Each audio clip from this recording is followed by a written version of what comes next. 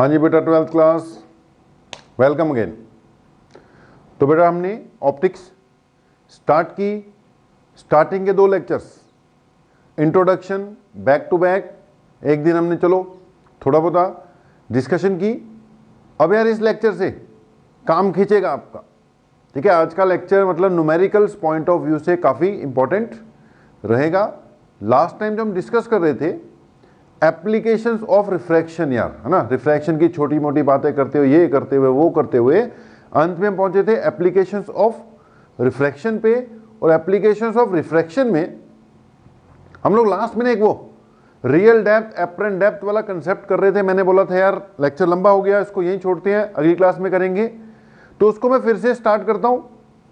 क्या था यह टॉपिक एप्लीकेशंस में कि जी अगर हम किसी कंटेनर को किसी पानी से भर दें और उसमें ऊपर से देखें तो उसकी जो डेप्थ है वो एक्चुअल नहीं नजर आती, उससे कम नजर आती है। इसको क्या कहते हैं, concept of real depth and apparent depth. जो असली डेप्थ है भाई वो रियल डेप्थ होगी, जो आपको अपीयर हो रही है दैट इज एपरेंट डेप्थ। तो उसके रिजल्ट्स को बस एक बार दोबारा चेक करते हैं। आरडी एडी वाला कंसेप्ट है यार, कुछ न्यूमेरिकल्स हैं, 10 मिनट लगेंगे, ये कवर अप करते हैं। डिस्कशन में थोड़ा सा और टाइम लग जाएगा, यानी कि 20 मिनट का टॉपिक तो फिर ये है ही है यार। तो इसमें हमने बोला ये कोई कंटेनर, इसमें कोई क्या फिल कर दिया, लिक्विड। अब लिक्विड फिल करोगे भाई तो उसका कुछ ना कुछ आर आई तो होगा ही होगा। आर आई बोले तो रिफ्रैक्टिव इंडेक्स, इस लिक्विड का रिफ्रैक्टिव इंडेक्स म्यू है। ये चीज क्या हो गई जी इसकी, मान लो एक पॉइंट है, ओके। ये जो पूरा है इसको मैं इसकी क्या कह दूंगा, रियल डेप्थ। ऊपर से देखने पे पिछली बार डायग्राम बना के बताया था यार, ये कुछ यहां अपीयर होगा, ये ऑब्जेक्ट है, ये इसकी इमेज है, ये सारी की सारी रियल डेप्थ हो जाएगी। और ये जो नजर आ रही है ये हो जाएगी आपकी एपरेंट डेप्थ। तो एक होगी भाई रियल डेप्थ, एक होगी एपरेंट डेप्थ। ये जो सारी है ये तो क्या होगी आरडी। ये जो पोर्शन है ये क्या हो गया एपरेंट डेप्थ। बेटा इस पे न्यूमेरिकल फिर आपके बोर्ड एग्जाम में भी आ सकते हैं यार। ये टोटल आरडी है, ये एडी है, यानी ऊपर से देख रहे हैं ना बंदा अपीयर हो रही है। ये चीज क्या मानी जाएगी इसकी, इसको कहेंगे हम नॉर्मल शिफ्ट। ऊपर कितना चक्या गया, यानी ऊपर को कितना हो गया, it is termed as normal shift. इसको कह देंगे हम नॉर्मल शिफ्ट। ये हमने बोल ही दिया था कि इस केस में यार जो R D by A D है, प्रूव कर दिया था, वो किसके इक्वल होगा, म्यू के इक्वल होगा। तो mu is equal to real depth upon apparent depth. ये याद रख लेना, एपरेंट डेप्थ हमेशा 1 से क्या आएगी, कम आएगी, क्योंकि म्यू बेटा एब्सोल्यूट रिफ्रैक्टिव इंडेक्स है। जो भी लिक्विड है उसका कुछ भी रिफ्रैक्टिव इंडेक्स होगा एब्सोल्यूट वाला, तो वो 1 से तो ज्यादा ही होगा ना, यानी वैक्यूम के रिफ्रैक्टिव इंडेक्स से तो ज्यादा ही होगा। एब्सोल्यूट वाला रिफ्रैक्टिव इंडेक्स ही यूज करेंगे। तो R D by A D equal to mu है, मतलब ए डी इक्वल टू क्या आ जाएगा, R D divided by mu. तो ए डी हमेशा आर डी से तो क्या आएगी, कम ही आएगी ना, apparent depth less than real depth. एक ये बात चलो। अब यहीं पे मैंने बोला था normal shift. Normal shift simple सी बात है, normal shift is equal to real depth minus apparent depth, यानी normal shift is equal to real depth given होगी, एपरेंट डेप्थ कई बार कैलकुलेट करनी होती है। यहां पर देखो मैंने एपरेंट डेप्थ को क्या बना के रखा हुआ है, R D divided by mu. अब यहां से चेक कर, normal shift equal to R D बाहर निकाल लो, 1 माइनस 1 बाय म्यू। इसको बना के रख लो यार। ये क्या हो गया आपका फार्मूला हो गया नॉर्मल शिफ्ट का। कई बार डायरेक्ट ही नॉर्मल शिफ्ट निकालनी पड़ जाती है, तो ये नॉर्मल शिफ्ट की क्या होगी जी, एक्सप्रेशन होगी। Normal shift equal to R D into 1-1/μ। कई बार बुक्स में ये जो रियल डेप्थ है इस चीज को टी बोला होता है, टी थिकनेस। कई तरह के क्वेश्चन आ जाएंगे ना, वो कहेगा इतनी थिकनेस तक पानी भरा हुआ है, यहां बोलेगा एक ग्लास स्लैब है, ये ऐसे पड़ी हुई है किसी सरफेस के ऊपर, ग्लास स्लैब, यहां पे कोई पॉइंट है। अब यार ऊपर से देखोगे तो ये उठा हुआ नजर आएगा ना, तो ये फिर से वही बात, ये क्या हो जाएगी नॉर्मल शिफ्ट। और ऐसी स्थिति में यहां पर इसको डेप्थ की बजाय, रियल डेप्थ की बजाय टी से डिनोट कर देते हैं कई बारी। तो समझ लो यार ये जो टी है ये एक तरह की रियल डेप्थ की है। तो बुक्स वगैरह में बेटा ये जो एक्सप्रेशन है आपको ये कुछ ऐसे मिलती होती है कि normal shift is equal to, यही लिख देते हैं, normal shift is equal to T1-1/μ। तो अगर इस फॉर्म में भी दे रखी हो कोई दिक्कत नहीं है, बस याद रख लेना भाई R D by D equal to mu और normal shift equal to T into 1-1/μ। अच्छा, नॉर्मल शिफ्ट वाली मेथड से फायदा ये होता है कि कई बार ना क्वेश्चन, ये तो हो ही गया होगा, ठीक है, दो फार्मूले आपके पास, एक R D by D equal to mu याद रखना है, एक क्या याद रखना है यार, नॉर्मल शिफ्ट की एक्सप्रेशन याद रखनी है, उसके अलावा इसमें कुछ याद नहीं रखना। अगली बात मैं कह रहा था, नॉर्मल शिफ्ट वाली एक्सप्रेशन का बेनिफिट होता है न्यूमेरिकल्स वगैरह सॉल्व करने में। कैसे, कभी कभी सवाल आ जाता है कि जी दो दो लिक्विड्स हैं अलग अलग तरह के मतलब अलग अलग रिफ्रैक्टिव इंडेक्स के, एक का μ1 है दूसरे का μ2 है। ओके, अब यहां से कोई ऊपर से, इस पॉइंट को कोई ऊपर से क्या कर रहा है, ऑब्जर्व कर रहा है मान लो, तो फिर से वही बात, एक्चुअल डेप्थ नहीं ना अपीयर होगी, ये जो टोटल है ये तो होगी रियल डेप्थ, जो अपीयर हो रही है वो एपरेंट डेप्थ है। लेकिन बेटा दोनों के रिफ्रैक्टिव इंडेक्स अलग अलग हैं, किसी ने कुछ शिफ्ट किया किसी ने कुछ शिफ्ट किया। ओवरऑल अगर मैं नॉर्मल शिफ्ट वाली एक्सप्रेशन से निकालता हूं तो इसका रिजल्ट आ जाएगा normal shift produce by medium 1 plus normal shift produce by medium 2। तीन होते तो तीनों को ऐड कर दो, चार होते तो चारों को ऐड कर दो, बस सिंपली ऐड कर देना। अब यहां से सिंपल है, ओवरऑल नॉर्मल शिफ्ट क्या हो जाएगी, पहले ने कितनी प्रोड्यूस की, जितनी उसकी थिकनेस है, ठीक है जी। यहां लग जाएगा 1-1/μ1 into T1 plus 1-1/μ2 into T2। ओ भाई तीनों तीन बार कर लो, चारों चार बार कर लेना। अब इस पे बेसिकली आपने क्या करनी है, न्यूमेरिकल्स ही करने हैं। न्यूमेरिकल्स आपको फिर आपके नोट्स में डीपीपीज में अवेलेबल है, वहां से ट्राई करते रहो। लाइव क्लास में हम डाउट्स वगैरह फिर उसके ले ही रहे हैं, कोई दिक्कत वाली बात नहीं है, डाउट्स अपने चल ही रहे हैं। तो एक तो बेटा ये पॉइंट है रियल डेप्थ एपरेंट है, ये हमने लास्ट टाइम इसलिए छोड़ा था, अभी तो एक और बात भी करनी है।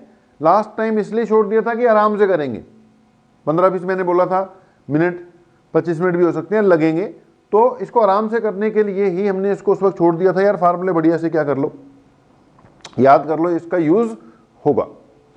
अब अगली बात यार, सिचुएशन उल्टी कर देते हैं, उल्टी नहीं कर देते हैं, सिचुएशन उल्टी कर देते हैं।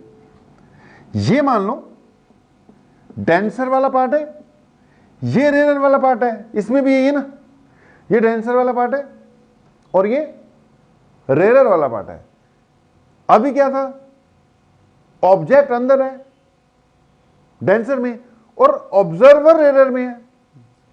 उल्टा हो जाए तो ऑब्जर्वर जो है वो डेंसर में हो जाए और ऑब्जेक्ट जो है वो कहां हो जाए, रेयर में हो जाए, ठीक है, ऑब्जेक्ट बाहर हो जाए, ठीक है जी। अगर तो बिल्कुल एन सीधी लाइन में आ गया फिर तो देखो नॉर्मल इंसिडेंस ही आएगा। अगर ऑब्जेक्ट यहां पर है, यहां से तो रे जो है बिना बेंड किए हुए देखो सीधी ही निकल जाएगी, तो फर्क नहीं पड़ेगा। लेकिन मान लो ये ऑब्जेक्ट है, ठीक है, ये ऑब्जेक्ट है जी, ये ऑब्जर्वर है। ऑब्जर्वर खैर बंदा भी हो सकता है। स्विमिंग पूल वाला क्वेश्चन आ जाता है कि बंदा स्विमिंग पूल में है जी, ऐसे ऐसे है, लेकिन फिश वाला भी बड़ा आता है क्वेश्चन। तो हमने ऑब्जर्वर इस वक्त किसको मान लिया? फिश को ही मान लिया जी। अब बेटा ये क्या है? ये एक्चुअल हाइट है, इसको मैं RD ही लिखूंगा। वैसे यहां पे रियल डेप्थ की बजाय रियल हाइट बोलना चाहिए। देखो समझो, जब आप इधर से देख रहे हो, ऑब्जर्वर जहां मर्जी हो, यहां से स्टार्ट करते हो ना, ये रियल डेप्थ है, तो भाई अब यहां पे भी यहीं से स्टार्ट करना पड़ेगा ना। ये रियल हाइट है, ठीक है, ये एक्चुअल हाइट है, जिसको मैं RD ही बोलूंगा, वर्ड डेप्थ यूज करूंगा। याद रहे, एक बार हो गया ना, mu equal to RD by AD, तो इसको एक्चुअल हाइट बोलना चाहिए, लेकिन मैं एक्चुअल डेप्थ ही बोलूंगा। तो एक्चुअली तो ये है, इसको मैंने RD ही बोल दिया, ये RD है, ठीक है जी। अब यहां से जब रे आ रही थी ऐसे, अगर ये सब ना होता तो ऑब्जर्वर तक ये रे सीधा पहुंच जाती बेटा, ठीक है। अगर कोई रे आ रही है मान लो इधर से, तो ऐसे कर कर मान लो कोई रे इधर को जा रही है, तो वो यहां से कोई रे आ रही है, वो सीधा आ जाती, लेकिन इस जगह पे क्या हो जाएगी? रिफ्रैक्शन हो जाएगी, ठीक है। इस जगह पे क्या हो जानी है? रिफ्रैक्शन हो जानी है। तो अगर ये रे ऐसी आती है, इस जगह पे बेटा क्या हो जाती है?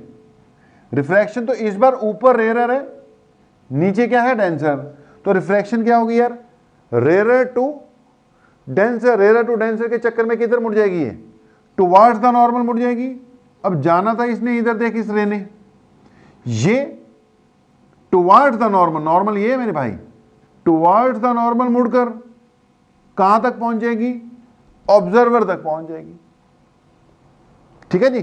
तो जो रे बेटा इस तरफ जा रही थी, वो बेंड होके कहां पहुंच गई?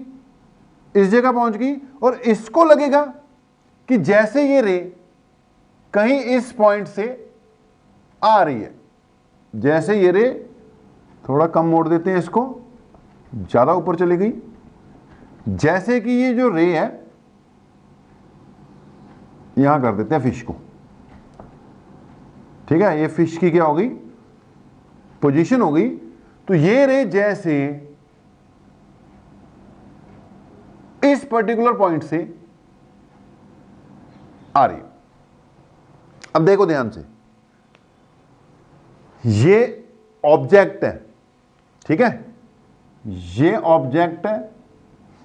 यहां से जो रे इस तरफ जा रही थी, यहां पे बेंड हो गई towards the normal, rare to denser towards the normal, इस तरफ बेंड हो गई, फिश तक पहुंच गई, ओके। अब फिश को लगेगा कि जैसे ये पॉइंट यहां नहीं, यहां है, यानी इसको इमेज वहां नजर आएगी, यानी फिश को लगेगा कि इतनी ऊंचाई पर है ये, या अंदर वाले ऑब्जेक्ट को, ऑब्जर्वर को लगेगा इतनी ऊंचाई पे है, ये रियल डेप्थ है, और ये क्या होगी?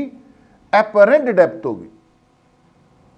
कहने का मतलब इस केस में जो एपरेंट डेप्थ है वो ग्रेटर देन रियल डेप्थ होगी।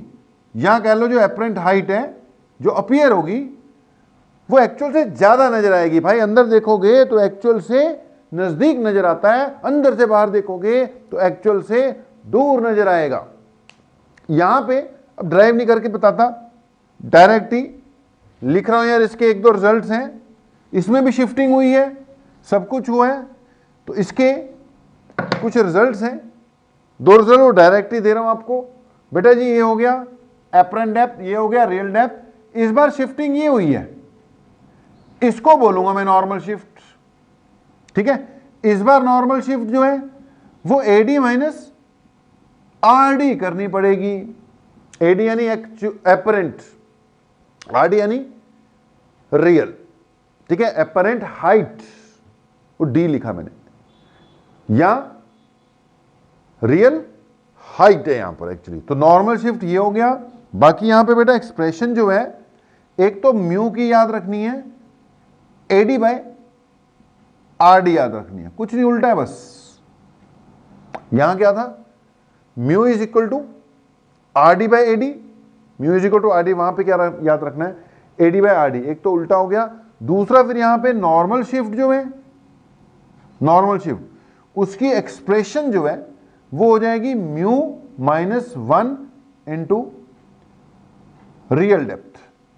ठीक है, यहां रियल हाइट म्यू माइनस 1, यहां पे क्या है 1 माइनस 1 बाय म्यू, यानी म्यू माइनस 1 बाय 1 है, एलसीएम लोगे ना, mu minus 1 by 1, mu minus 1 by mu, वहां पे क्या है सिर्फ म्यू माइनस 1 है। जैसे मर्जी याद रख लो यार, चाहे आप इसको h मान लो कि जो एक्चुअल हाइट है वो h है और जो एपरेंट है वो h डैश है, तो यहां से ये फार्मूला क्या बन जाएगा, h डैश बाय h हो जाएगा। ये क्या होगी एपरेंट हाइट और h क्या होगी एक्चुअल हाइट, और इससे नॉर्मल शिफ्ट को म्यू माइनस 1 इंटू एच भी लिखा जा सकता है। बस अब फार्मूले यार ग्रेस्प कर लो, फार्मूले क्या कर लो, थोड़ा सा ग्रेस्प कर लो, ग्रेस्प मतलब याद करो इसको, अंडरस्टैंड करो इनको।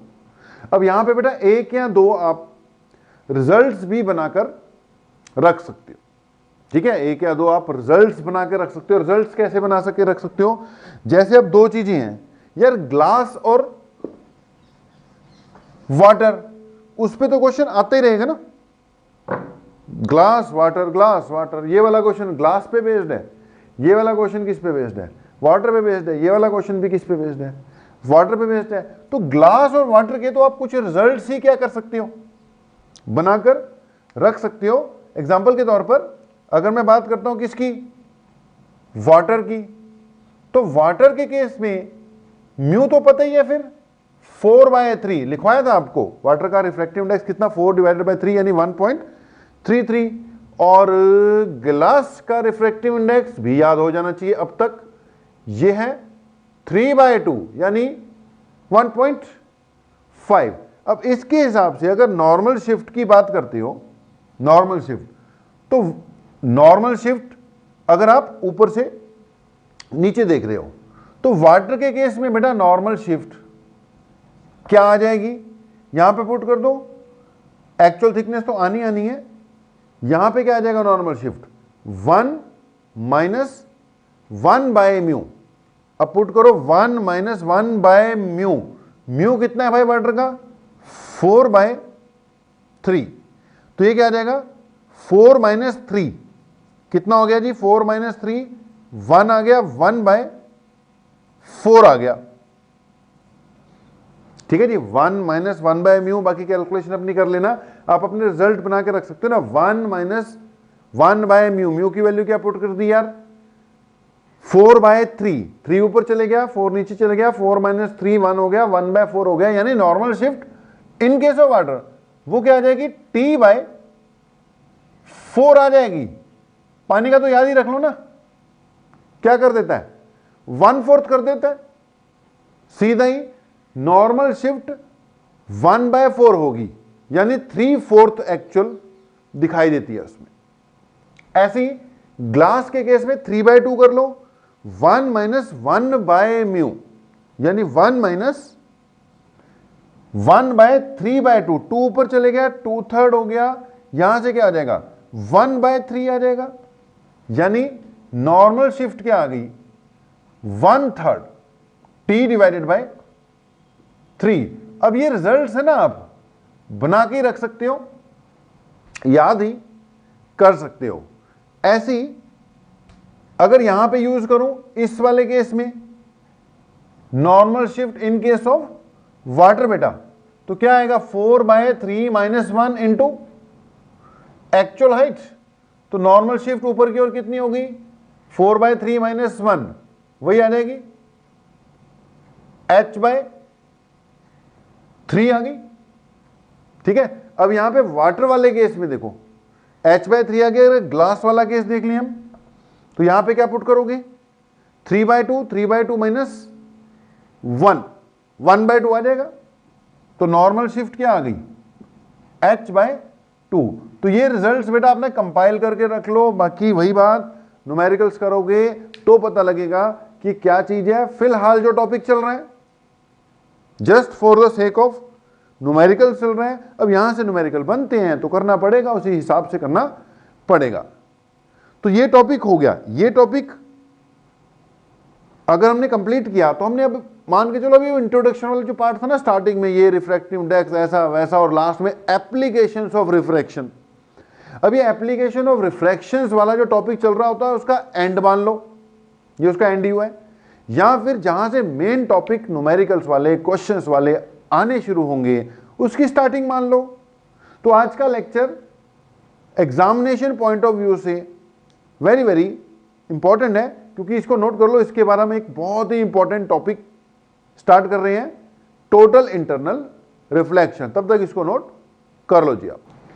हाँ जी बेटा यार, तो अगला टॉपिक टोटल इंटरनल रिफ्लेक्शन। ये भी यार अपने आप में ये लगा लो कि वेरी वेरी इंपॉर्टेंट टॉपिक। मैं बार बार बोल रहा हूं, आज यानी तीसरे लेक्चर से जितनी भी बातें वो सारे एग्जामिनेशन पॉइंट ऑफ व्यू वाली ही हैं। उससे पहले बेटा जो 2 लेक्चर लग गए उसमें कुछ थोड़ी बहुत ही अब स्टोरी है स्टार्टिंग में सुनानी पड़ती है, उसके बिना काम भी नहीं चलता। कुछ बातें तो उसमें से भी निकल कर आ रही हैं जो एग्जाम्स में काम आएंगी या आगे जो भी पढ़ना है उसमें काम आएंगी। लेकिन आज के लेक्चर के बाद तो प्योरली हर एक बात ऐसी आनी है जिसमें से क्वेश्चन निकल कर आएगा। अब उनमें से अपना टॉपिक है टोटल इंटरनल रिफ्लेक्शन। इजी वाली बात है, कोई खास बात नहीं है, लेकिन हाँ इंपॉर्टेंट बहुत है। समझने में कोई खास बात नहीं है, वैसे बहुत खास ही है जी। टोटल इंटरनल रिफ्लेक्शन हेड ही डाल लेना बेटा बढ़िया से, इंपॉर्टेंट भी लिख ही लेना। कुछ एक बातें पहले सुनते हैं, ध्यान से सुनना। ये मान लेते हैं कोई भी बाउंड्री है यार, 2 मीडियम को अलग करने वाली, ठीक है। ये कोई बाउंड्री है मान लो। अब ये ऊपर वाला मीडियम है, ये मीडियम 1 है मेरे भाई। 1 मैंने बोला रेयरर है, और ये जो नीचे वाला है ना, ये वाला, ये मीडियम 2 है, यानी कि ये डेंसर है। तो एक मीडियम 1 है भाई, एक मीडियम 2 है, नीचे वाला डेंसर है। ओके, लाइन सीधी नहीं बनती यार, एक बार फिर ट्राई कर लेते हैं। ओके, ये हो गया डेंसर, ये रेयर हो गया। अब बेटा थोड़ा ध्यान देना, ये नीचे वाला डेंसर है भाई, ऊपर वाला रेयर है। थोड़ी शेडिंग की थी लेकिन मैं उसको मिटा ही देता हूं, वो मैंने उसमें कुछ ना कुछ बनाना है। ओके, अब अगली बात हम क्या करते हैं, यहां पर एक नॉर्मल ड्रॉ करते हैं। ले कर ली भाई। अच्छा एक चल यहां पे भी ड्रॉ कर देता हूं, एक चल यहां पे भी ड्रॉ कर देता हूं, एक यहां कर दी, ठीक है। ये डेंसर है, नोट कर लो। ये रेयर है, नोट कर लो, यहां लिख देता हूं, ठीक है। ये डेंसर वाला है मीडियम 2, और ये रेयर वाला है मीडियम 1, ठीक है जी। ये 4 बार मैंने बनाना ना, 4 बार मैं रिफ्लेक्शन शो करूंगा, इसलिए मैंने 4 नॉर्मल बना दी, ठीक है जी। बात एक ही है। मान लेते हैं यहां से मैं एक रे को इंसिडेंट कराता हूं, ये इंसिडेंट रे है, ये हो गया हमारा एंगल ऑफ इंसिडेंस। अब बेटे डेंसर टू रेयर जा रही है, तो इसको किधर जाना चाहिए, away from normal. Original path तो देख इसका इस तरफ था, अब अवे फ्रॉम नॉर्मल के चक्कर में ये थोड़ा इधर को मुड़ जाएगी, ये नॉर्मल है। ओरिजिनल पाथ ये था, अवे फ्रॉम नॉर्मल इधर को मुड़ गई, ठीक है जी। अवे फ्रॉम नॉर्मल के चक्कर में थोड़ा और मोड़ दो यार, कम रह गई। मान लो ये बेंड कर गई, करनी थी भाई, कर गई। अब अगली बात, बेंड कर रही है ना, अगर मैं अपना एंगल ऑफ इंसिडेंस थोड़ा इंक्रीज कर दूं, इसके कंपैरिजन में मैंने इंक्रीज कर दिया। अब देख ये तो पहले इस डायरेक्शन में जा रही है, देख पहले थोड़ा ऊपर थी, अब ये दोनों पैरेलल से दिख रही है ना। एंगल ऑफ इंसिडेंस मैंने बढ़ाया, ये इसका ओरिजिनल पाथ है भाई, डेंसर टू रेयर तो अब भी हो रही है। अगर एंगल कम होता तो मुड़ जाती, मैंने एंगल बढ़ा दिया तो मुड़ेगी तो अब भी अवे फ्रॉम नॉर्मल जाएगी। ये पहले इतनी दूर है लेकिन नियम कहता है कि डेंसर टू रेयर जाएगी तो अवे फ्रॉम नॉर्मल जाएगी। ये अवे फ्रॉम नॉर्मल के चक्कर में इधर मुड़ गई, अब इस तरफ जाएगी। अब अगली बात यह है कि भाई अगर मैं एंगल ऑफ इंसिडेंस और बढ़ा दूं, और बढ़ा दिया, अब आप इतना तो देख ही रहे हो कि एंगल ऑफ इंसिडेंस कम था तो बाहर निकली, away from normal I, angle बढ़ाया और अवे फ्रॉम नॉर्मल आई। भाई अगर एंगल इतना ज्यादा कर दे कि अवे फ्रॉम नॉर्मल आने के चक्कर में ये ऐसे हो जाए, हो सकती है भाई, हो सकती है। अब उसने तो मुड़ना ही है ना। अगर एक रे ग्लास से एयर में जाते वक्त, ग्लास से एयर में जाते वक्त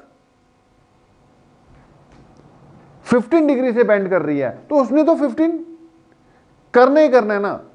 इस केस में भी 15 करेगी, इस केस में भी 15 ही करेगी। अब अगर बचा ही ना हो 15, 15 ही बचा हो तो उसने तो 15 बेंड करना ही है ना।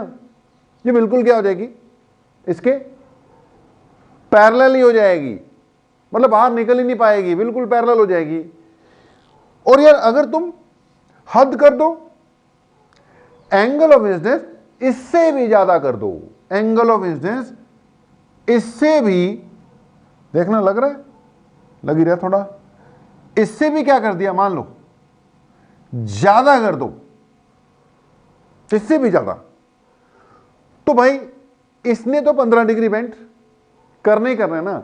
इस एंगल पे इतना बेंड कर रही थी, पैरेलल ही हो गई भाई, इस एंगल पे वो और बेंड कर जाएगी, और बेंड करते करते वापस ही उस मीडियम में एंटर कर जाएगी। जब यार ये वापस ही आ गई तो हमें लगेगा जैसे क्या हो गई जी, रिफ्लेक्शन हो गई। रिफ्लेक्शन हुई नहीं है, हुई तो रिफ्रैक्शन ही है। Denser to rarer away from normal के चक्कर में एंगल ही तुमने इतना कम छोड़ा कि अवे फ्रॉम नॉर्मल के चक्कर में वो वापस ही आ गई। अब इस फिनोमिना को क्या कहते हैं, टोटल इंटरनल रिफ्लेक्शन, मतलब टोटली अंदर ही अंदर वापस आ गई, यानी एक तरह से उसकी क्या हो गई, रिफ्लेक्शन हो गई। इसको कहते हैं मेरे भाई टोटल इंटरनल रिफ्लेक्शन। तो आप समझ सकते हो कि टोटल इंटरनल रिफ्लेक्शन के लिए TIR भी बोलेंगे बेटा, इसको मैं शॉर्ट में इसको क्या बोल दिया करूंगा, TIR ही बोल देंगे, टोटल इंटरनल रिफ्लेक्शन। अब आप चेक कर सकते हो बेटा, TIR होने के लिए सबसे पहली बात जरूरी है कि लाइट डेंसर टू रेयरर जानी चाहिए, डेंसर टू रेयरर की तरफ बढ़नी चाहिए। रेयरर टू डेंसर में ऐसा हो ही नहीं पाएगा, क्योंकि रेयरर टू डेंसर, अगर मान लीजिए रेयरर होता, ये डेंसर होता, तो रेयरर टू डेंसर तो इसने टुवर्ड्स द नॉर्मल मुड़ना था, वापस आने के चांसेस नहीं है। डेंसर टू रेयरर जाते वक्त वो वापस आ रही है, वापस आ रही है, वापस आ गई। तो डेंसर टू रेयरर, पहली बात कि TIR करवाने के लिए कि लाइट या ray of light must travel from denser to rarer. पहली बात, वो किधर से किधर ट्रेवल करनी चाहिए, डेंसर टू रेयरर ट्रेवल करनी चाहिए। It should travel from denser to rarer. और दूसरी बात, जो एंगल ऑफ इंसिडेंस है, देख ये वो एंगल है जहां पे ना बाहर निकली ना अंदर आई, मतलब बिल्कुल पैरेलल सी हो गई यार। इसको हम क्रिटिकल एंगल कहते हैं। ये एक स्पेशल एंगल होता है अभी इसकी वैल्यू वगैरह कैलकुलेट करते हैं। It is known as critical angle. किस बात पे डिपेंड करता है वो भी अभी आ जाएगा। तो इसको क्रिटिकल एंगल कहते हैं। अगर angle less than critical angle है, देख तब बाहर निकलती है वो, TIR नहीं होती। अगर angle less than critical angle है तो भी TIR नहीं होती मेरे भाई। ये दोनों केसेस में I लेस देन IC है। मगर अगर angle of incidence greater than क्या हो जाए, क्रिटिकल एंगल हो जाए, तो TIR हो जाएगी। यानी TIR होने की पहली कंडीशन क्या थी, light must travel from denser to rarer, और दूसरी क्या है, angle of incidence should be greater than a particular angle, greater than a particular angle known as the critical angle। ठीक है, angle of incidence should be greater than a particular angle known as the critical angle, यानी I should be greater than IC। यार इसको हम कह देंगे, कई बार question आ जाता है कि what are the essential conditions for TIR to occur। भैया TIR करवाने के लिए essential condition क्या है पूछता है, तो ये दोनों essential के हिसाब से लिख लेना। ये क्या है, essential conditions for TIR to happen।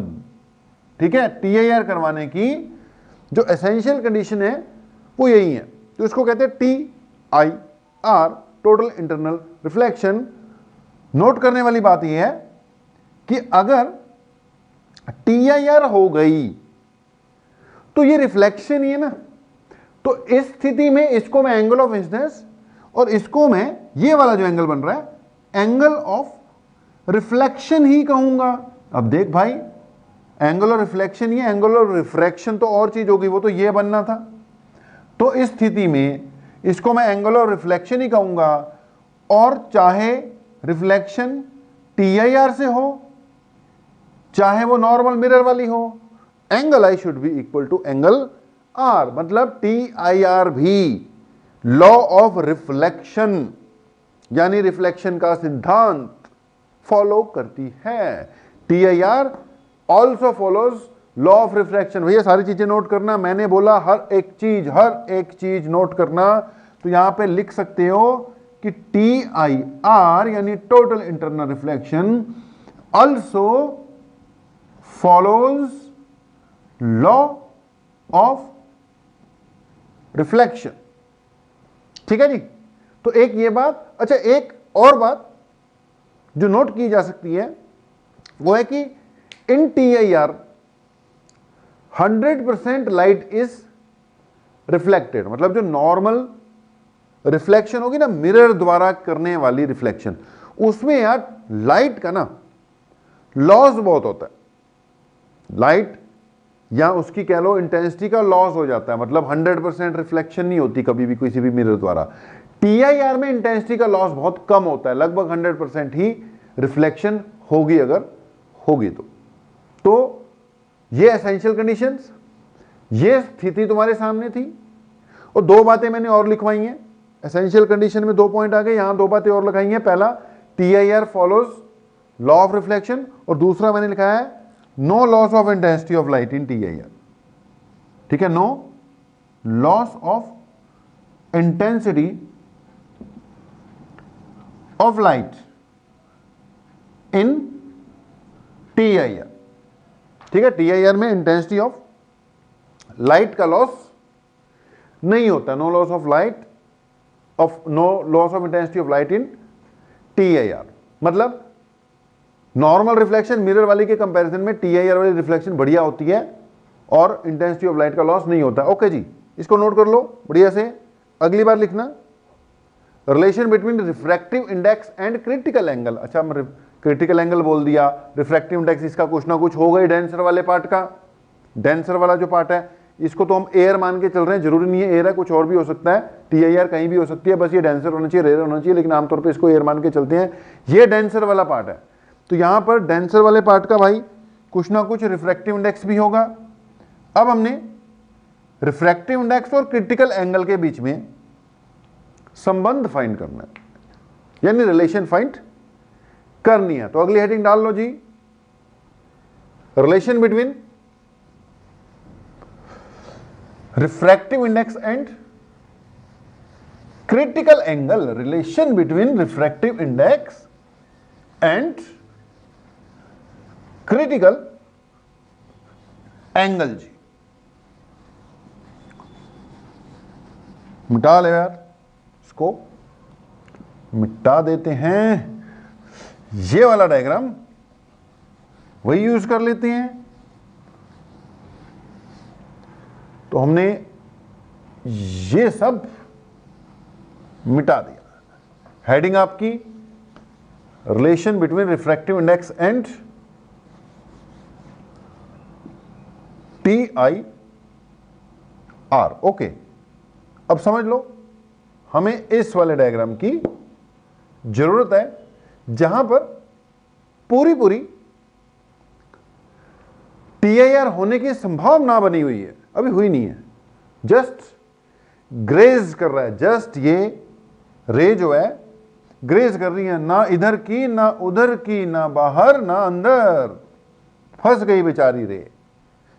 क्योंकि क्रिटिकल एंगल जो है, एंगल ऑफ इंसिडेंस जो है वो just equal to critical angle है, ना कम ना ज्यादा, ना इधर का छोड़ा ना उधर का छोड़ा। तो ये भैया डेंसर वाला पार्ट है, डेंसर वाला जिसका रिफ्रैक्टिव इंडेक्स म्यू है इस रेयरर वाले के मुकाबले। फिर भी चल हम इसका नाम 2 रख लेते हैं, इसका नाम 1 रख लेते हैं, यही करते आ रहे हैं हम। तो रेयरर वाले का 1, डेंसर वाले का 2। आपने जो भी है हेडिंग डाली ली होगी, relation between mu and critical angle. Critical angle को मैंने IC से नोट कर दिया हुआ है, फिर जो भी है 2 लाइनों में हो जानी है, आपने लिख देना है। कई बार ना आ जाती है डेरिवेशन टाइप आ जाती है, इसलिए मैं बता रहा हूं। आप लिख देना कि let us consider a denser medium rare medium and a ray of light incident from denser to rare, a ray of light incident from denser to rare just at an angle just equal to critical angle. ठीक है, ये लिख लो late us consider वाली बात कि हमने मान ली late us consider 2 mediums, 1 denser rarer and light is incident from denser to rarer at an angle just equal to critical angle। तो ये एंगल जस्ट इक्वल टू क्या हो गया, क्रिटिकल एंगल हो गया, ये IC हो गया, ये एग्जैक्टली इक्वल टू 90 डिग्री आ जाएगा। अब अगर मैं यहां पे बोलूं कि ना हो अकॉर्डिंग टू, कुछ नहीं है 2 मिनट की बात है, स्नेल्स लॉ। भैया स्नेल्स लॉ क्या कहता है, sine of angle of incidence upon sine of angle of refraction. Angle of refraction normal और रिफ्रैक्टेड रे। भैया ये वाली कौन सी है, ये रिफ्रैक्टेड है, ये इंसिडेंट है, ये इंसिडेंट है, ये रिफ्रैक्टेड है और ये नॉर्मल है, पता ही है। Sine I by sine R equal to refractive index of 1 with respect to 2। क्या आएगा, 1 विद रिस्पेक्ट टू 2 आएगा, क्योंकि भाई 1 में जा रही है, तो रिफ्लेक्टिव इंडेक्स किसका आएगा, reflective index of 1 with respect to 2 आएगा जी। तो sine I by sine R equal to reflective index of 1 with respect to 2 आएगा। मैं इसको साइन I, मेरा एंगल पूरा पूरा क्रिटिकल एंगल के इक्वल है, तो मैंने IC लिख दिया, और यहां पर R यानी एंगल ऑफ रिफ्रैक्शन, यानी नॉर्मल और रिफ्रैक्टेड रे के बीच का एंगल, भैया वो पूरा पूरा 90 डिग्री है, तो मैंने इसको साइन 90 डिग्री लिख दिया। ये μ12 हो गया। इसको क्या लिखा, ये साइन ऑफ IC लिखा, और इसके नीचे साइन 91 हो गया, और ये μ12 हो गया। लेकिन मेरे भाई μ12 का कोई फायदा नहीं है, क्योंकि रिफ्रैक्टिव इंडेक्स तो डेंसर वाले का ही बोला जाता है, ये रिफ्रैक्टिव इंडेक्स तो रेयर वाले का है विद रिस्पेक्ट टू डेंसर वाला। तो ये μ1 2 को मैं μ2 1 में कन्वर्ट करता हूं तो ये साइन IC/1 है, इसको पलटा दिया, ये 1/sin ऑफ IC हो गया और ये μ2 1 हो गया, मतलब μ2 1 is equal to 1/sin IC। ये दोनों के बीच में रिलेशन आ गई। अब पॉइंट ये है कि अगर 1 वैसे यही रिलेशन है, नोट कर लो इसको, लेकिन अगर यार पहला वाला मीडियम एयर हो तो लिखने की जरूरत नहीं होती, तो ये μ2 equal to 1/sin of IC आ गया। भाई जब 1 ही नहीं है तो 2 भी क्यों लिखना, 1 और 2 तो कंपेयर करने के लिए लिखते हैं, तो इसको सिर्फ क्या लिख देते हैं, म्यू लिख देते हैं, 1/sin ऑफ IC लिख देते हैं। तो ये है दोनों के बीच में छोटा सी relation, mu is equal to 1/sin of IC। तो ये TIR में सबसे पहले कंसेप्ट पता होना चाहिए व्हाट इज TIR, दूसरे नंबर पर कंडीशन पता होनी चाहिए, एसेंशियल कंडीशंस। भाई तीसरे नंबर पर ये छोटी सी रिलेशन पता होनी चाहिए, और भाई चौथे नंबर पर एप्लीकेशंस ऑफ TIR पता होनी चाहिए। तो अगली बात हम करने जा रहे हैं एप्लीकेशंस ऑफ TIR, और उसके बाद वक्त रहा तो न्यूमेरिकल करवा देंगे, नहीं तो फिर न्यूमेरिकल लाइव क्लास में ही करवाएंगे। तो यहां तक नोट कर लो और अगली हेडिंग डाल दो, एप्लीकेशंस ऑफ TIR। तो यार रिलेशन भी आ गया म्यू और क्रिटिकल एंगल के बीच में, ठीक है, याद रखना है। अगली बात एप्लीकेशन करने जा रहे हैं, एक दो बातें और हैं वो बता दें। म्यू इक्वल टू बेटा 1/sin ऑफ IC, याद रखना है जी, IC क्रिटिकल एंगल, या फिर आप ये भी कह सकते हो sine of IC equal to 1/म्यू, जैसे मर्जी मान लो, साइन IC इक्वल टू 1/म्यू। मतलब बेटा क्रिटिकल एंगल म्यू के इनवर्सली प्रोपोर्शनल, बेटा साइन है ना, साइन, तो जितना क्रिटिकल एंगल ज्यादा होगा उतनी साइन की वैल्यू भी ज्यादा होगी, यानी sine IC inversely proportional mu, यानी साइन होने के कारण यहां पे खैर ओवरऑल मोटे तौर पर यह माना जा सकता है कि critical angle is inversely proportional to mu, यानी जितना रिफ्रैक्टिव इंडेक्स ज्यादा होगा ना किसी मटेरियल का भाई विद रिस्पेक्ट टू एयर, उतना उसका क्रिटिकल एंगल कम होगा। एग्जांपल के तौर पर हमें पता है कि यार 2-3 केसेस लेते होते हैं हम, एक वाटर है या फिर एक ग्लास या फिर डायमंड की बात करते हैं। यार वाटर का रिफ्रैक्टिव इंडेक्स है 4/3 यानी 1.33, ठीक है। ग्लास का रिफ्रैक्टिव इंडेक्स भी भाई अब तक तो याद हो गया होगा 3/2 यानी कि 1.5, और इसका 2.42, ठीक है जी, 2.42 के करीब होता है।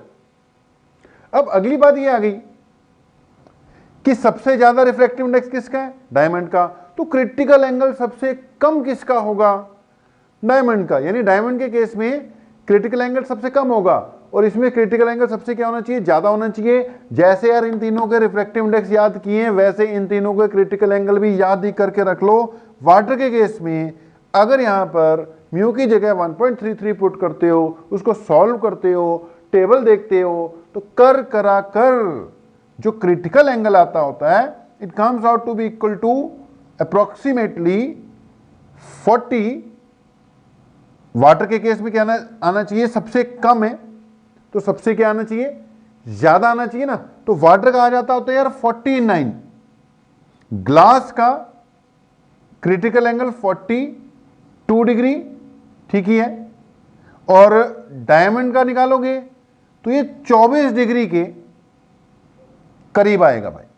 अब ये याद रखना है आपने, ग्लास का सबसे ज्यादा यूज होगा, न्यूमेरिकल्स जो आएंगे ना भाई ग्लास वाले पे आएंगे, तो सबसे ज्यादा यूज होने वाले ये होगा। तो ग्लास का क्रिटिकल एंगल 42 डिग्री याद रखना है, वाटर का भी कभी कभी चलो आ जाएगा 49 डिग्री, डायमंड का 24 डिग्री हो जाएगा। तो एक ये बात भी याद रखनी है। उसके अलावा बेटा म्यू जिन फैक्टर्स पे डिपेंड करता है, क्रिटिकल एंगल उन फैक्टर्स पे डिपेंड करता है। जैसे हमने पढ़ा हुआ है कि जो म्यू है बेटा, म्यू की वैल्यू एक तो चलो पहली बात नेचर पे तो डिपेंड करती है। नेचर मतलब ये नहीं पेड़ पौधों वाला नेचर नहीं, नेचर का मतलब मीडियम कौन सा है भाई, मीडियम के नेचर पर डिपेंड करती है, वो तो करती ही करती है। उसके अलावा मैंने बोला था यार जो म्यू है ना, it is inversely proportional to wavelength.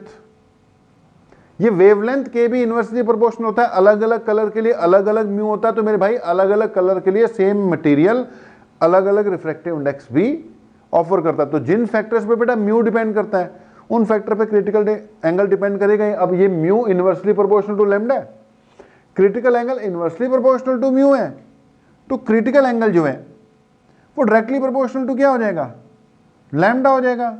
अगर सेम मटेरियल है उस पे आप विजिबल लाइट इंसिडेंट कराओगे तो विजिबल लाइट में सबसे ज्यादा वेवलेंथ रेड की है, तो क्रिटिकल एंगल सबसे ज्यादा किसके लिए क्या होगा, रेड के लिए होगा। रेड वाले केस में क्रिटिकल एंगल की वैल्यू सबसे ज्यादा आएगी, वॉयलेट वाले केस में सबसे कम आएगी।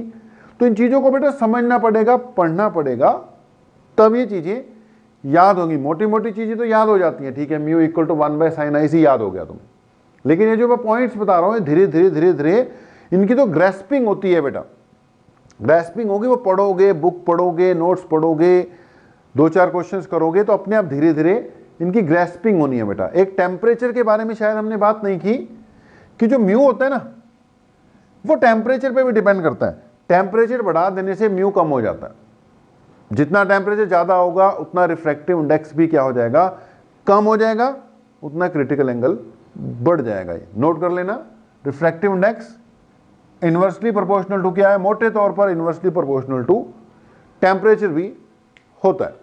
तो एक चलो ये भी कर लिया। अब मैं बोल रहा था मेन बात एप्लीकेशंस ऑफ TIR, बहुत जगह पे यार टोटल इंटरनल रिफ्लेक्शन का यूज होता है, बहुत जगह पे, मैं कह रहा हूं बहुत जगह पर होता है या होता होगा। हम जो मेन 2-3 कंसेप्ट्स हैं उनको थोड़ा बता देंगे आपको, और न्यूमेरिकल्स मेरे ख्याल से फिर इसके नेक्स्ट लेक्चर में ही डालेंगे। जल्दी से एप्लीकेशंस वाला पार्ट, क्योंकि इसमें से क्वेश्चन वगैरह आ जाते होते हैं, बट एप्लीकेशन वाला पार्ट जल्दी से निपटा देते हैं, नहीं तो वही बात है, लंबा हो जाता है लेक्चर। न्यूमेरिकल्स नेक्स्ट लेक्चर में देखेंगे या फिर लाइव में करा देंगे आपको। तो अगली हेडिंग ही डाल लेना यार, बहुत इंपॉर्टेंट है। इसमें एप्लीकेशंस पे बहुत बार बोर्ड पे क्वेश्चन आया है, एप्लीकेशंस ऑफ TIR, ठीक है जी। एप्लीकेशंस में अब 2 या 3 बातें करता हूं मैं। सबसे पहली बात कि जो TIR यूज होती है ना बेटा, टोटल इंटरनल रिफ्लेक्शन, ये यूज होती है ऑप्टिकल फाइबर्स में। सुना होगा आपने ऑप्टिकल फाइबर, यार फाइबर की स्पेलिंग चेक कर लेना, कहां पर, in optical fibres. Optical fibre जरूर सुना होगा, बताते हैं थोड़ा सा। एक तो ऑप्टिकल फाइबर्स में इसका काफी यूज होता है। एक बेटा टॉपिक आएगा अपना टोटली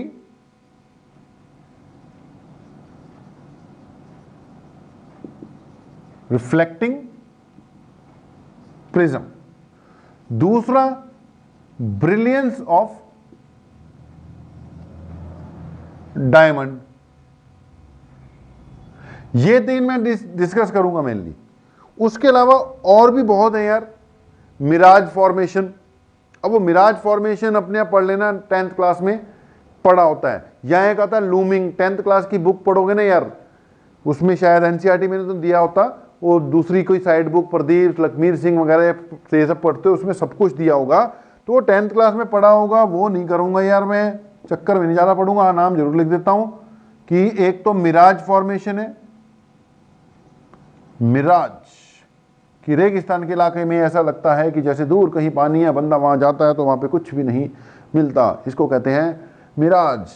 ये पूरा फिजिक्स है, इसमें कैसे बनता है हम एक्सप्लेन नहीं करेंगे, लाइव क्लास में कभी पूछना हो तो पूछ लेना। हम 3 पे कंसंट्रेट करेंगे, इन पे क्वेश्चन आएगा, इसका नाम याद होना चाहिए। या एक लूमिंग भी होता है, ओके, और भी कई कुछ होता है। मिराज फॉर फोर्स लिख दिया। मिराज फॉर्मेशन, और दूसरा क्या हो गया, लूमिंग हो गया। लूमिंग उल्टा है, ये गर्म इलाकों में होता है, ये ठंडे इलाकों में होता है, तो इसको छोड़ेंगे हम, इन तीनों की बातें करेंगे। सबसे पहले बात करते हैं किसकी, ब्रिलियंस ऑफ डायमंड। डायमंड यानी कि हीरा। अभी अभी हमने देखा कि इसका क्रिटिकल एंगल 24 डिग्री है, यानी कम है, यानी TIR 24 डिग्री से ही स्टार्ट हो जाएगी। अगर कोई और हो जाए, मान लो पानी होता, तो उसमें 49 तक TIR नहीं होती, यानी उसमें रेंज TIR की कम है ना, कि एंगल ऑफ इंसिडेंस 49.1 से लेकर 90 के बीच में रखोगे तब जाके TIR होगी। लेकिन ये डायमंड के केस में क्या है, डायमंड के केस में तो 24 डिग्री पे ही TIR होनी शुरू हो जाएगी, यानी डायमंड के केस में क्रिटिकल एंगल कम होने के कारण TIR के चांसेस ज्यादा है। ये तो भाई 24 से ही, चल 24.1 लगा देता हूं, 24 से ही TIR हो जानी है, यानी रेंज ज्यादा है ना इसकी TIR करवाने की, कि 24 डिग्री से 90 डिग्री के बीच की रेंज हो गई इसकी। तो यानी डायमंड के केस में TIR होने के ज्यादा चांसेस हैं। अब TIR कब होगी, जब डेंसर टू रेयर जाती है, यानी बाहर से एक बार डायमंड के अंदर रे एंटर कर गई तो उसके बाहर निकलने के चांसेस कम हो गए, क्योंकि TIR के चांसेस बढ़ गए। TIR का मतलब वो बाहर निकलने की कोशिश करेगी, लेकिन डेंसर टू रेयर के चक्कर में वापस मुड़ जाएगी। तो डायमंड की खास बात यह है कि उसमें एक बार रे एंटर कर गई तो जब वो वापस बाहर आ रही होगी तो डेंसर टू रेयर आ रही होगी।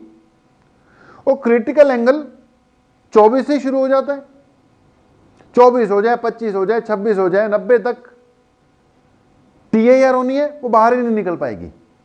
हां, अगर कभी 2-4 बार TIR करवा कर अगर एंगल ऑफ इंसिडेंस 24 से कम पड़ गया तो बाहर निकलेगी, यानी उसके अंदर घूमने के चांसेस बढ़ गए ना। तो डायमंड इसीलिए शाइन करता है भाई कि उसके अंदर एक बार रे एंटर कर जाती है, बाहर निकलने से पहले वो अंदर ही अंदर कई बार घूमती है, TIR होती है उसकी, इसलिए वो ज्यादा शाइन करता है। लेकिन जब डायमंड बिल्कुल रॉ फॉर्म में अभी मिलता ही है, खान से निकाला है हमने, हीरे की खान से, उस वक्त वो नहीं इतना चमकेगा। वो कहते हैं ना कि कहावत सुनी होगी आपने कि जो हीरा है ना, हीरा, उसकी जो कीमत है वो जौहरी ही जानता है। जौहरी यानी जो हीरे का काम करता है ना, सोने के काम करने वाले को सुनार कहते हैं। जो हीरे का काम करेगा ना उसको क्या कहते हैं, जौहरी। तो कहते हैं जो डायमंड की पहचान है ना वो जौहरी को ही होती है। वैसे किसी को दे दो और अभी उसकी रिफाइनिंग नहीं हुई है तो पता भी नहीं लगेगा कई बार तो कि ये वैसी कांच का टुकड़ा है कि हीरे ही है। तो हीरे की पहचान जौहरी को होती है। ये कहावत बड़ी सुनी होगी, तो बात सही है, वही पहचान कर पाएगा कि हीरा असली है या नकली है। और एक और कहावत सुनी होगी कि जब तक कोई हीरे को तराशेगा नहीं तब तक उसकी कोई कीमत नहीं होती, या जब तक जौहरी हीरे को तराशता नहीं है तब तक उसकी कोई कीमत नहीं होती। तो भाई पहली बात, हीरे की कीमत को जौहरी जानता है, और दूसरी बात, हीरे को तराशना पड़ेगा। तराशेगा कौन, वो भी स्पेशल बंदा चाहिए, जौहरी। तो दोनों चीजें चाहिए, एक तो बंदा हीरा होना चाहिए, एक तो बंदा क्या होना चाहिए, हीरा होना चाहिए। दूसरा, उस बंदे की पहचान करने वाला दूसरा बंदा होना चाहिए कि जो पहचान करेगा कि हाँ भाई ये तो हीरा है, हीरा। और उसके बाद जिसने पहचान कर ली, फिर वो उसको जब तक तराशेगा नहीं तब तक कोई फायदा नहीं है। तो भी जौहरी तराशते कैसे हैं, करते क्या हैं? करते क्या है बेटा कि ये वो जो हीरे का पीस है ना उसके फेस बनाते हैं, फेस। अब हीरे को काटना भी मुश्किल होता है, उसकी प्रॉपर फेस बनाते हैं, कुछ ऐसे फेस बनाते हैं कि एक बार लाइट एंटर तो कर जाए लेकिन बाहर आते वक्त किसी भी फेस पे पड़े तो एंगल जो है वो 24 डिग्री से क्या रहे, ज्यादा रहे। अगर 24 डिग्री से ज्यादा हो गया तो टीआईआर होगी, वो बाहर नहीं निकलेगी, अंदर घूम जाएगी। अब एक फेस से टकराकर दूसरे फेस की तरफ जाएगी, वहां फिर से वही स्थिति, तीसरे फेस की तरफ जाएगी, वहां फिर से वही स्थिति। भैया एक बार घुस गई तो अंदर ही अंदर घूमती रहेगी, कभी मौका मिला तो बाहर निकलेगी। बस जब वो बाहर निकलती है तभी वो आपकी आंखों में पड़ती है और वो शाइन करती है।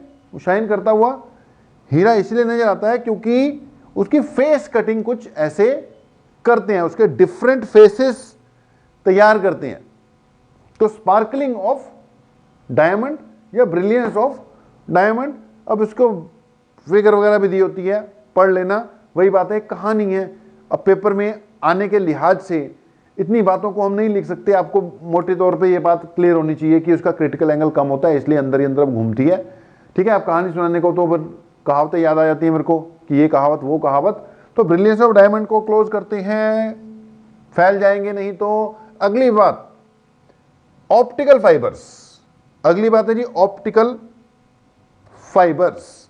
अब जो ऑप्टिकल फाइबर्स हैं वो भी बड़े काम की चीज है। बेटा सुना होगा कि ऑप्टिकल फाइबर कम्युनिकेशन में यूज होती है। जितने भी यार ब्रॉडबैंड कनेक्शन वगैरह होते हैं ना, ब्रॉडबैंड कनेक्शन वगैरह है जो इंटरनेट के, ये ज्यादातर ऑप्टिकल फाइबर्स के थ्रू आ रहे हैं। ठीक है, आपने सुना होगा जियो गीगा फाइबर, वो जियो वाले भी वो ऑप्टिकल फाइबर डाल दी उसने, उसी के दम पर फिर वो गीगा फाइबर दे रहे हैं। इन्होंने एक ही बार जब वो जियो लॉन्च किया था उसी वक्त सारा काम कर लिया, उसी के दम पर ये 4G भी चला रहे हैं, उसी के दम पर आगे भी इन्होंने कई कुछ दिन है। तो जितने भी यार कनेक्ट वाले हो गए या जितने भी नेट प्लस वाले या जियो वाले या BSNL वाले, जो हाई स्पीड इंटरनेट है ना मेरे भाई, वो high speed internet optical fibres के थ्रू ही पहुंच रहा है। ठीक है, ऑप्टिकल फाइबर है। कभी आपने अगर घर पे ब्रॉडबैंड का कनेक्शन वगैरह लगवाया हो तो उसमें वो तार डाल के जाते हैं, उस तार के अंदर से वो कॉपर की तार नहीं निकलती, वो ऑप्टिकल फाइबर है अपने आप में।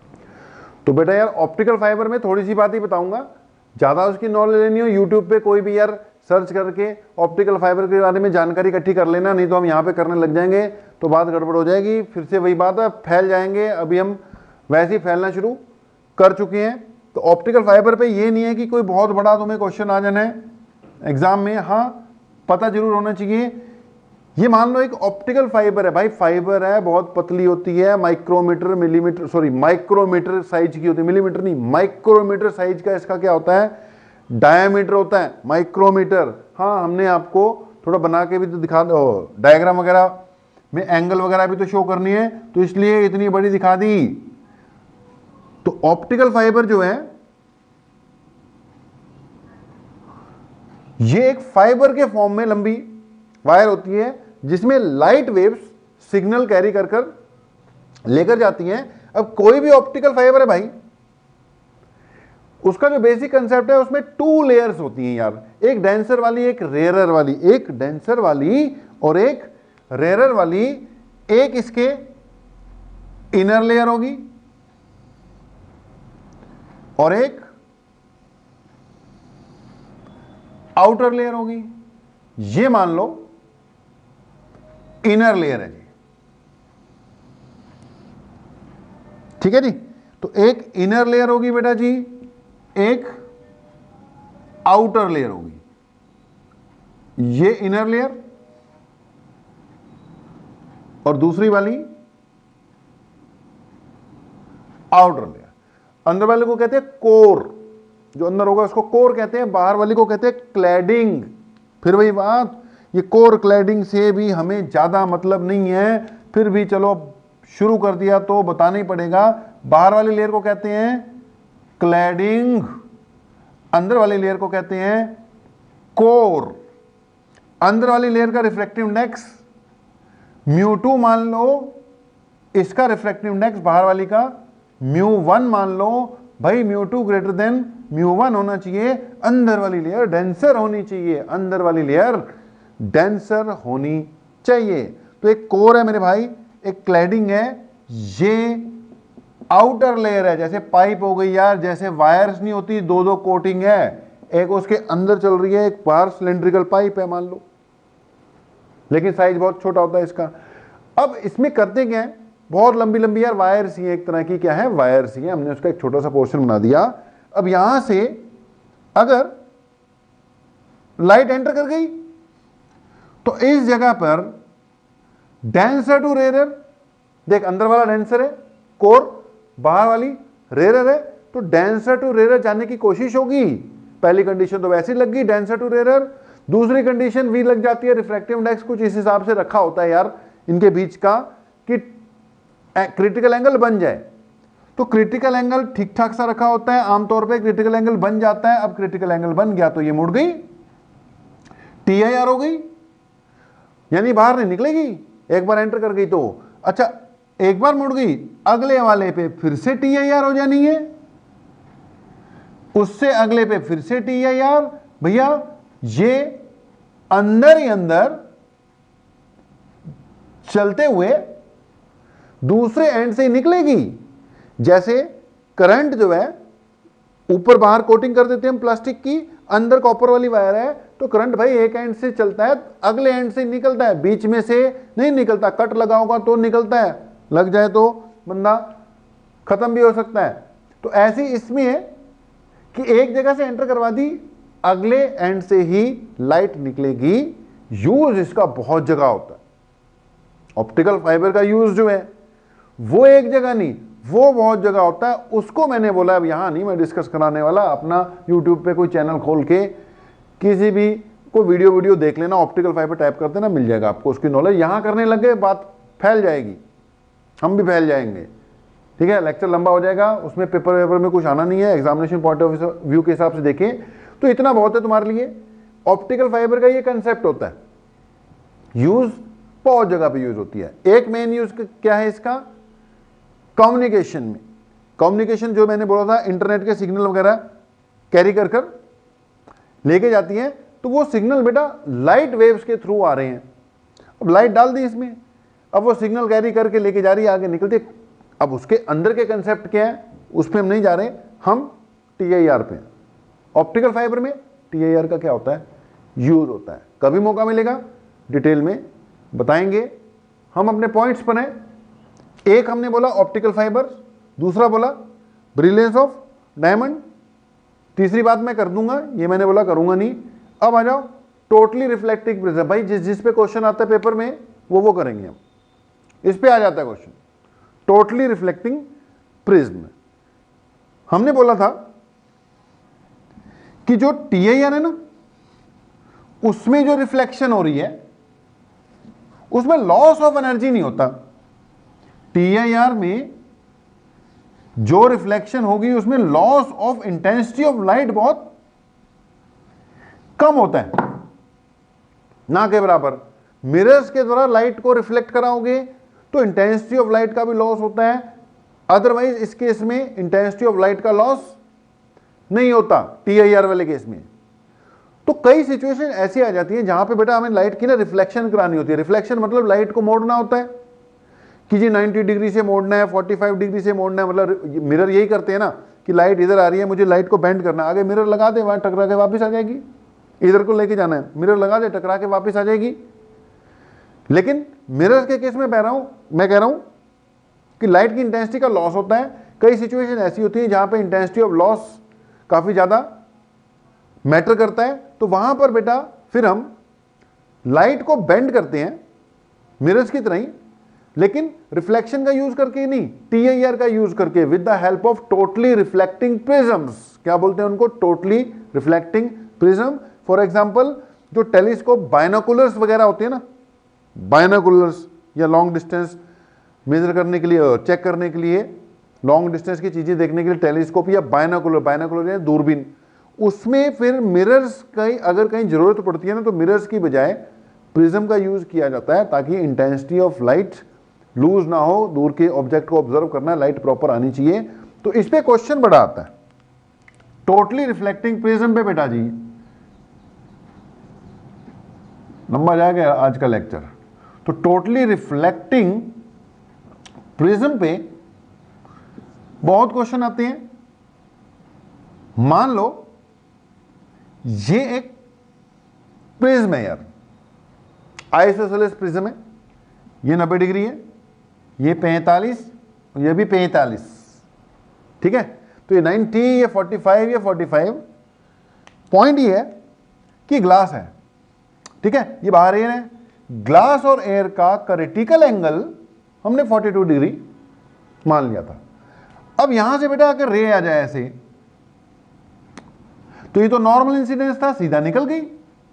जब यहां से ये बाहर जाने की कोशिश करेगी तो डेंसर टू रेयरर, बाहर जाने की कोशिश में ये डेंसर टू रेयरर जाने की कोशिश में है। अब बेटा डेंसर टू रेयरर तो ठीक है, ये 45 है, देखो ये वाला एंगल 45 है, ये 90 है, तो ये भी 45 हो गया। समझो, ये आइसोसेलेस प्रिज्म था, ये 45 था, ये 90 है, तो ये 45 हो गया। भाई ये 45 हो गया तो ये वाला एंगल भी 45 हो गया। अगर ये वाला एंगल 45 हो गया, छोटा हो गया होगा थोड़ा, लेकिन देखो अगर ये एंगल 45 हो गया तो मतलब एंगल ऑफ इंसिडेंस 45 हो गया। ये एंगल ऑफ इंसिडेंस 45। तो ध्यान से सुनना, पहली कंडीशन तो वैसे लगी हुई थी, डेंसर टू रेयरर जा रही है। दूसरी कंडीशन भी लग गई कि 45 डिग्री तो ग्रेटर देन 42 डिग्री होता है। 45 डिग्री एंगल ऑफ इंसिडेंस है और 42 डिग्री इसका क्रिटिकल एंगल है। मतलब दूसरी कंडीशन भी लग गई। दूसरी कंडीशन लग गई मतलब बाहर ना निकल पाएगी ये, तो यहां से रे आई बाहर ना निकल पाएगी, ये इधर मुड़ जाएगी। TIR में ये 45 था तो आपको पता है दूसरा एंगल भी 45 बनेगा, ये सीधा निकल गई, यहां पे 90 डिग्री पे पड़ी हुई है, एंगल ऑफ इंसिडेंस 0 है। डेंसर टू रेयरर तो ठीक है, लेकिन एंगल ऑफ इंसिडेंस 0 है, इसलिए ये बाहर निकल जाएगी। तो हुआ क्या, इस प्रिज्म का यूज कर आप रे ऑफ लाइट को 90 डिग्री से बेंड करवा सकते हो। आप रे ऑफ लाइट को 90 डिग्री से बेंड करवा सकते हो। वैसे यहां पे 45 डिग्री पे मिरर रखना था तुमने कि मिरर पे प्लेन मिरर आके टकराती मुड़ जाती, लेकिन मिरर रखने की जरूरत नहीं थी। हमने प्रिज्म का यूज करके भी 45 डिग्री से लाइट को 90 डिग्री से लाइट को बेंड करवा दिया। तो कई बार एग्जाम में क्वेश्चन आ जाता है कि with the help of totally reflecting prism show करके दिखाओ कैसे 90 डिग्री से लाइट को बेंड कर सकते हो। तो ये डायग्राम बना देना और ये बातें आपको क्लियर होनी चाहिए। कभी कभी सवाल आ जाता है कि TIR का यूज करते हुए या टोटली रिफ्लेक्टिंग का यूज करते हुए आप लाइट को 180 डिग्री से कैसे बेंड कर सकते हो। तो सेम प्रिज्म यूज करेंगे 180 डिग्री से बेंड करने के लिए, लेकिन हाँ लाइट जो है अब हम उसके हाइपोटेन्यूज वाली साइड पर डालेंगे। ये प्रिज्म है, ठीक है जी, ये आइसोसेलेस प्रिज्म है मेरे भाई, ये 90 डिग्री वाला है, ठीक है, हाइपोटेन्यूज ये वाला उल्टा बनाया। अब देखो 90 लग रहा है कि नहीं लग रहा। ये 90 डिग्री वाली स्थिति है, ठीक है, अब लग रहा है शायद थोड़ा सा। ये 90 डिग्री है और ये ओवरऑल आइसोसेलेस प्रिज्म है, यानी दूसरे दो एंगल कैसे हैं इसके 45 45। अगर यहां से रे डालते हो तो ये तो निकल जाएगी बिल्कुल सीधा, ठीक है। ये बेटा निकल गई सीधा, नीली वाली बनाते हैं आराम से, ये निकल जाएगी सीधा। यहां पे फिर वही बात हुई, ये 45 डिग्री है, ये 90 है, यहां जाकर मैं नॉर्मल बना दूं नॉर्मल, तो ये 45 आएगा, तो ये भी 45 आ गया। अगर ये 45 आ गया तो क्रिटिकल एंगल से बड़ा हो गया, TIR हो गई, वापस मुड़ गई, इधर पड़ी। जब भाई ये इधर पड़ी तो यहां फिर नॉर्मल बनाओगे, ये 45 है, ये 90 है, ये 45 है। अगर भाई ये 45 है, ये 45 है, क्योंकि ये नॉर्मल है ना, ये नॉर्मल है, ये 45, तो ये भी 45 क्योंकि ये टोटल 90 है। तो ये वाला एंगल फिर से 45 आ जाएगा, यानी एंगल ऑफ इंसिडेंस फिर से 45 आ जाएगा, यानी फिर से TIR हो जाएगी, और ये कुछ ऐसे मुड़ जाएगा, यानी 180 डिग्री से लाइट को बेंड करवाना हो तो कुछ ऐसे करवा सकते हैं। बाकी आप अपने नोट्स वगैरह बेटा पढ़ो। टोटली रिफ्लेक्टिंग प्रिज्म के और भी कई डायग्राम्स दे रखे होंगे, और भी इससे रिलेटेड कई बातें दे रखी होंगी, कुछ इमेज फॉर्मेशन वाली बातें भी दे रखी होंगी, तो इनको आप थोड़ा सा कवर अप करने की कोशिश करना। तो एप्लीकेशंस में इतनी बात करते हैं, बाकी फिर देखेंगे, जरूरत पड़ी तो लाइव क्लास में समझा देंगे। तो पॉइंट क्या निकला बेटा आज का, कि आज का लेक्चर बहुत इंपॉर्टेंट था, लेंथी हो गया शायद मुझे लग रहा है। एक तो रियल डेप्थ एपरेंट डेप्थ के कंसेप्ट हैं, वो काम आएंगे न्यूमेरिकल में। दूसरा TIR बहुत इंपॉर्टेंट टॉपिक, भाई उसकी छोटी मोटी बातें करके एसेंशियल कंडीशन करके लास्ट में एप्लीकेशन करना भी जरूरी होता है, उसके बाद न्यूमेरिकल करना भी जरूरी होता है। लेकिन न्यूमेरिकल हम इस लेक्चर में, न्यूमेरिकल अगले लेक्चर में लेकर आ रहे हैं। आज के लिए इतना ही, आप लोगों का बहुत बहुत धन्यवाद, thank you very much, bye bye.